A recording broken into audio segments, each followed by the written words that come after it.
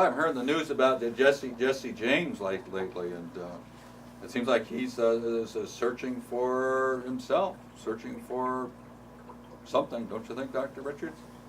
Well, the last we heard of Jesse James was in March when, they were America's favorite couple, him and Sandra Bullock.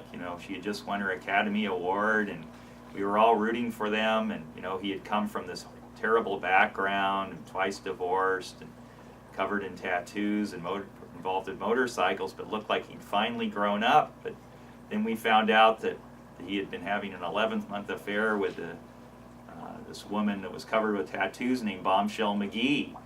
And we were shocked, and Sandra Bullock filed for divorce, and they were divorced in June, and now we've just seen in the news this very week that he has a new girlfriend, Kat Von D.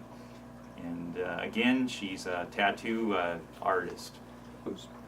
Well, it seems like Jesse is certainly confusing infatuation with true love. I mean, his whole history of his life is going from woman to woman, trying to stay in the Tiger Woods syndrome and the honeymoon phase. And we've seen, in adolescence, that's what we search for. Is we're in junior high or high school, and we think that every relationship that should last forever, and we're stunned when they don't, and heartbroken, and then we pick ourselves up the next day and find another one. But when you stay in that stage the whole life, it can be very destructive.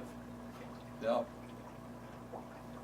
Finding our purpose, growing up, becoming an adult,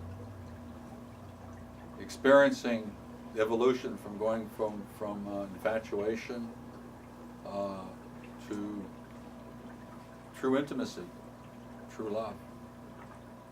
Yeah, unfortunately, our society, the media, have really pushed the notion that infatuation is true love.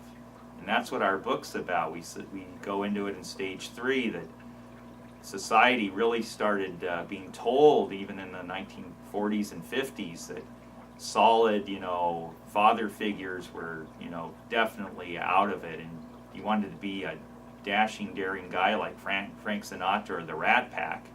That you want to be like these men who can only stay a little while and then have to get on their motorcycles and head on down the highway, and they may never come back. That's what our society has really glamorized. And I think when you look at Jesse James, he is the epitome of this. And he's living that life to the fullest, don't you think, Dr. Bruns? Yes. And remember, healthy, intimate relationships. That's what we want.